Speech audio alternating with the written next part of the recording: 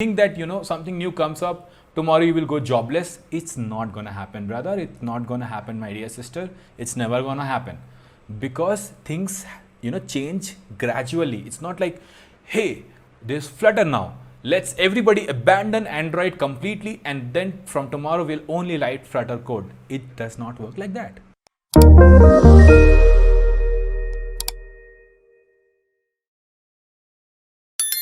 Now the principle 2, coming back to principle 2, create your portfolio. Now you have to understand how to create your portfolio. So there's this rule is called 50-30-20 rule. 20 if you are young, like how most of you are, you have some appetite for risk, and 10 if you are old, like me, I'm old, 10 years into the industry now. So understand this 50-30-20 or 50-40-10 rule, okay? Let's take this rule. You remember the three kinds of stock. Let's apply that. So first 50% in large cap, which is your React, your Android development, your whatever of your field, right? So 50% in large cap. This will make the most money for you. 30% in safe investment. Okay, safe investments are important. Data structures, databases. So you invest 25% in these software tech things like testing, modularity, all of these, and then 5% in people skills, communication. 5% is enough for an engineer. If you spend like 5% of your time actively trying to communicate, like I talk to you for like 1 or 2 hours in a week, but that is improving my communication, and all the other time either I'm learning or working on something cool. So remember about the gold, it's here, and then 20% in penny stocks only. Okay, now what you guys do is you want to jump 100% in penny stock, trying to maximize the return, and then you burn and crash. And this is what I also did, as I told initially, but only this much. So like take like a screenshot of this slide.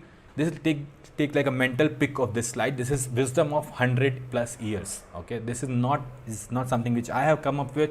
This is something which people who are trying to make money over long periods of time have come up with this thing. Okay, and all of these rules, by the way, the 10-20 years, the 4-5 years, these are not my rules. These are actually rules from the same book, the Intelligent Investor. I just took those things and put it here in our sense. Even there it talks that a company which is like a giant, like a TCS or a Reliance, which is there for 10 or 20 years, those are large cap stocks, those are safe stocks. So you see this kind of thing there as well. Okay, it's just that in manufacturing industry, the timelines of 20 years is 5 years in tech. It's very 4x 5x ratio.